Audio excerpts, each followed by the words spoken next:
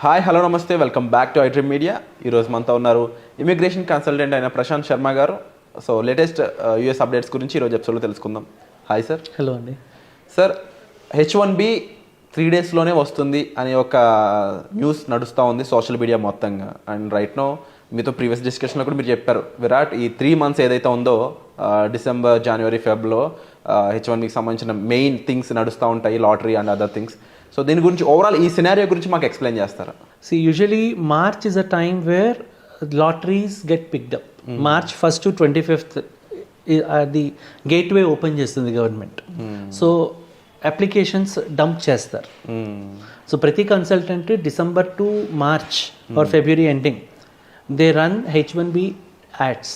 So ఎవరికైతే interest ఉన్న వాళ్ళు వెళ్ళాలనుకుంటున్నారో they definitely they take the ads. వాళ్ళు చూసి వెళ్ళేవాళ్ళు ఒక్కసారి మమ్మల్ని అప్రోచ్ అయితే అసలు ఉన్న ఆప్షన్స్ ఏంటి, అక్కడ what is the process, stage wise process ఏంటి అనుకుంటారు. ఏదో H1కి ఈరోజు అప్లికేషన్ ఇస్తే లాటరీలో వస్తే వెంటనే వీసా వచ్చేస్తుంది. No, it is there is a due course of time for that. 3 daysలో 2 daysలో ఏ ప్రాసెస్లు జరగవు. సో ఒక్కసారి మీరు మా కన్సల్టెంట్ దగ్గరికి వస్తే మేము చెప్తాం. సో దిస్ ఈస్ ది ఇప్పుడు $250 అయింది ఒక అప్లికేషన్ ఫీజ్.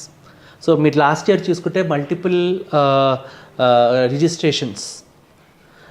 రిజిస్ట్రేషన్స్ ఇష్యూస్ చాలా జరిగాయి లాస్ట్ ఇయర్. సో దానివల్ల రివోక్స్ చాలా జరిగాయి.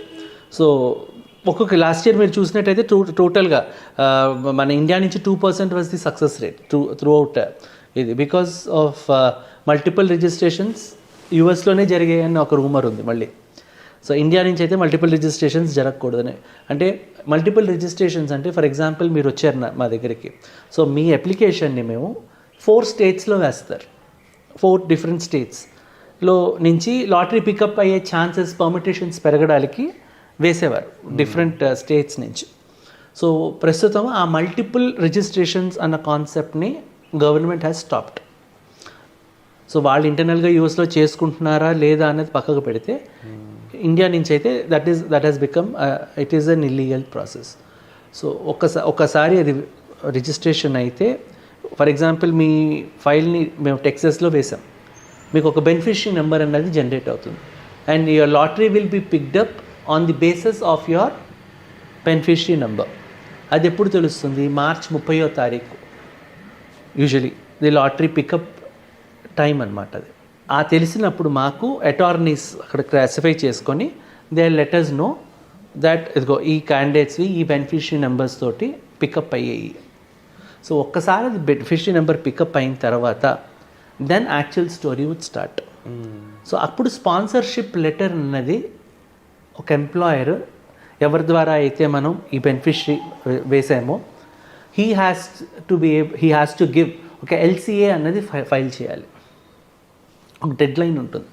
ఆ డెడ్ లైన్లోగా attorney will file an LCA. ఆ LCA ఫైల్ చేసిన తర్వాత that validity will be minimum for 3 years. Okay.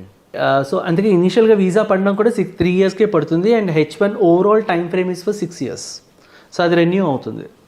So ఈ 3 yearsలో ఈ LCA అప్రూవ్ అయిన తర్వాత ఆ LCAలో వేజ్ రేట్ అనేది ఇస్తాం. They have to stick to that veg rate. అది ఇచ్చిన తర్వాత LCA వచ్చిన తర్వాత అప్రూవ్ అయిన తర్వాత ఒక ఈ క్యాండిడేట్ డాక్యుమెంటేషన్ అంతా తీసుకొని ఒక అప్లికేషన్, ఒక 100 pages of application attorneys has to do. ఆ హోంవర్క్ వాళ్ళది చేసి ఒక అమౌంట్ అన్నది గవర్నమెంట్కి కట్టాల్సి వస్తుంది. అది ప్రీమియం ప్రాసెసింగ్గా, జనరిక్ ప్రాసెసింగ్గా, దానికి కూడా ఇప్పుడు రేట్స్ పెరిగాయి మళ్ళీ. $1,500 $2,800 $2,850 for premium processing what ever. Premium processing అంటే 3 daysలోనో 2 daysలోనో ఇమీడియట్ ఇన్స్టెంట్ డెసిషన్స్కి వస్తాయి. సో అగైన్ దాని మీద RFIs పడే ఛాన్సెస్ ఎక్కువ ఉంటాయి. So almost all the consultants go on a regular generic process only. So వెళ్ళిన తర్వాత దాని మీద RFIs రేజ్ అవుతాయి. ద కేస్ ఇప్పుడు USIC వెబ్సైట్లో they can view the case order ID which will be share to the candidate. So అక్కడ ఈ receipt numbers వాళ్ళకి అంటే ఫెడెక్స్ చేస్తారనమాట ఈ అప్లికేషన్స్ అంతా. అప్లికేషన్ ఫెడెక్స్ చేశాక ఫెడెక్స్ నెంబర్స్ ఇవ్వడం జరుగుతుంది క్యాండిడేట్స్కి.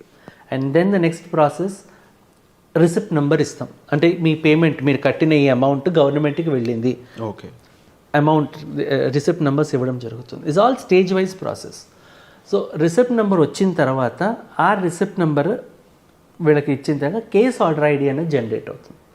సో ఆ కేస్ ఆర్డర్ ఐడి అన్నది యుఎస్సి గవర్నమెంట్ వెబ్సైట్లో మనము లాగిన్ అయి చూస్తే, and USCIC website it is not a completely government funded organization. It has been funded by H1s only. Government is funding through H1 payments only. So ఈ amounts ఏదైతే అక్కడ కడతారో 3 lakhs 3.5 lakhs what ever the payment the pay, ఆ payment వచ్చాక వాళ్ళ review జరగడం జరుగుతుంది. ఆ review అయినప్పుడు ఆర్ఎఫ్ఏస్ రేజ్ అవుతాయి. ఆ ఆర్ఎఫ్ఏస్కి పర్ ఆర్ఎఫ్ఏ ఇంత అమౌంట్ అనేది అటార్నీ ఛార్జ్ చేస్తారు. ఆ తర్వాత కేసు అప్రూవల్కి పోతుంది.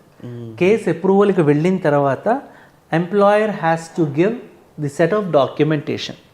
అది బేస్ చేసుకొని వీళ్ళు DS-160 ఫిల్ చేసి, యుఎస్ ట్రావెల్ డాక్ ఫిల్ చేసి, వీసా ఫీజులు కట్టుకొని ఎంబసీకి వెళ్ళి ఇంటర్వ్యూ ఇచ్చుకొని దెన్ ఎస్ ఆర్ నో అన్నది తెలుస్తుంది. ఇంత ప్రాసెస్ ఉంటుంది. ఇదంతా ఒక 3 daysలో జరిగిపోయే వ్యవహారం అయితే కాదు. దీనికి 3 నెలలు పట్టచ్చు, 6 నెలలు పట్టచ్చు, సంవత్సరం పట్టచ్చు. ఈ ఓవరాల్ ప్రొసీజర్లో మీ హెల్ప్ ఎక్కడ నీడ్ ఉంటుంది అండ్ మిమ్మల్ని కాంటాక్ట్ చేయడం ద్వారా ప్రొసీజర్ ఎంత ఈజీ అవుతుంది? ఎంత ఈజీ అవుతుంది అంటే మేము చేసేది మేము నిమిత్త మాత్రమే. ఇందులో మేమేమి we can't do any magic. But మేము definitely when they approaches we give the whole explanation to them, giving them a better classifications on a chart. How to go through on a stage wise. So ఈ stage wise వెళ్ళగానే first ఇనీషియల్గా ఒక beneficiary నెంబర్కి help చేస్తాం. అక్కడే RR పార్ తెలిసిపోతుంది. వాళ్ళు లాటరీ పికప్ అయితే then they'll continue in this journey. లేదు అక్కడికి ఆ ఇయర్కి వదిలేయడమే. ఓకే. సో ఎవరైతే బెనిఫిషరీస్ పికప్ అయ్యాయో వాళ్ళకి చెక్ లిస్ట్ ఆఫ్ డాక్యుమెంట్స్ మేము ఇవ్వడం జరుగుతుంది. Check list of documents, employer payment ఎంత, మీరు ఇంత గవర్నమెంట్కి పే చేసుకోవాలి అని.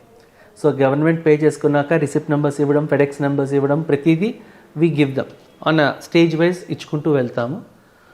అన్నీ అయ్యాక స్పాన్సర్షిప్ లెటర్స్ వచ్చిన తర్వాత if they want we'll help them with DS-160 and US travel dock.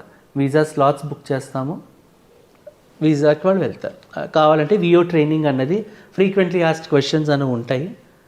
Which company, what is your wage అని కానీ నెంబర్ ఆఫ్ FAQs ఉంటాయి. సో FAQs మీద చిన్న ట్రైనింగ్ అన్నది ఇస్తాము. Anything US consulate is luck. Wonderful sir. So ఓవరాల్గా procedure గురించి క్లియర్గా ఎక్స్ప్లెయిన్ చేశారు sir, and definitely thank you so much for the wonderful information.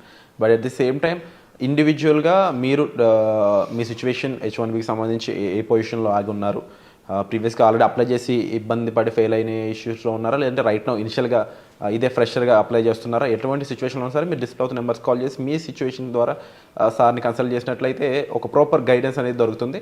And దీనికి సంబంధించిన అప్డేట్స్ కోసం మీరు ఈ ఛానల్ చూస్తూనే ఉండొచ్చు. సో వచ్చే ఎపిసోడ్లో మళ్ళీ కలుద్దాం. Thank you so much sir. Welcome.